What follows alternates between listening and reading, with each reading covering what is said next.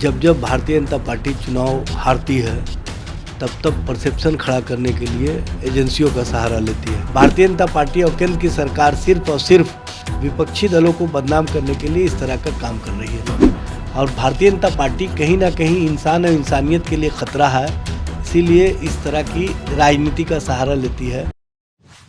नमस्कार, insider live देख रहे हैं आप और मैं हूं आपके साथ। हम आरजेडी की नेत्री किरण देवी के घर पे छापा पड़ा है, उसके बाद लगातार सियासत तेज है। इस पर हमने बात किया है एजाज अहमद से, तो एजाज अहमद ने साफ तौर पे कहा है कि जब भी बीजेपी चुनाव हारती है उसके बाद केंद्रीय एजेंसियों की जो जांच एजेंसियां हैं उसका सहारा लेती है। उसके बाद उन्होंने बीजेपी के बयान, कल जो तेजस्वी यादव ने जो बयान दिया था कि बजरंगबली जो है वो भाजपा से नाराज़ है, इस पर बीजेपी का प्रतिक्रिया था कि तेजस्वी यादव मुंगेरी लाल के हसीन सपने देख रहे हैं। इस बात को लेकर भी एजाज अहमद ने साफ तौर पे कहा है कि आने वाले समय में बीजेपी का सफाया जैसे कर्नाटक से हुआ है ऐसे केंद्र से भी होना तय है। क्या कुछ कह रहे हैं एजाज अहमद, पहले वो आप सुनिए।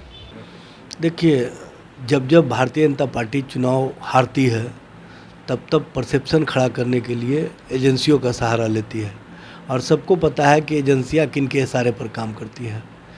छापेमारी की कार्रवाई अब तो स्पष्ट रूप से दिखने लगा है कि जो विपक्षी दल के नेता हैं उनको टारगेट करके किया जा रहा है और कहीं ना कहीं वेंडेटा पॉलिटिक्स है और इस तरह से जो राजनीतिक रूप से हरास करने का भारतीय जनता पार्टी का राजनीतिक षड्यंत्र है उसी का ये हिस्सा है।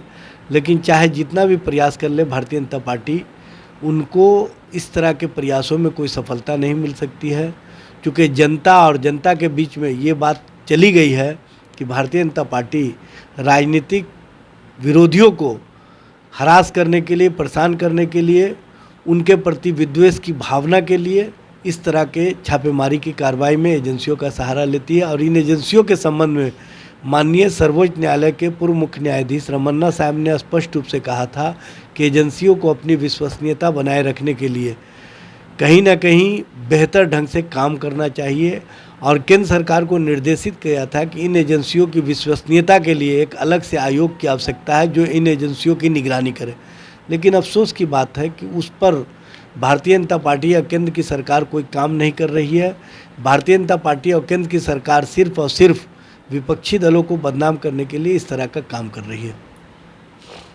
कल तेजस्वी यादव ने एक बयान दिया था कि बजरंगबली जो है भाजपा से नाराज़ है, तो भाजपा ने उस पर प्रतिक्रिया दिया है, कहा है कि तेजस्वी यादव मुंगेरी लाल के हसीन सपने देख रहे हैं और इस बार उनका सफाया तय है। देखिए, सबको पता है कि भारतीय जनता पार्टी इंसान और इंसानियत के लिए कोई काम नहीं कर रही है।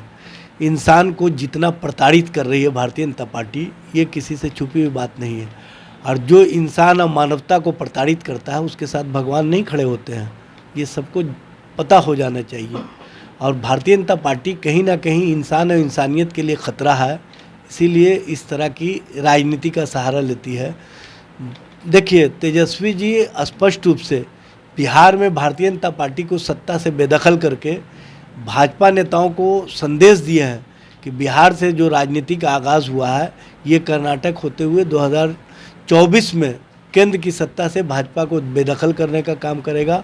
और इसमें कहीं ना कहीं भाजपा खेमे को इस बात का अंदाज़ा है कि जो जनता है और जनता के बीच में है उनकी छवि समाप्त हो गई है, उनकी विश्वसनीयता समाप्त हो गई है।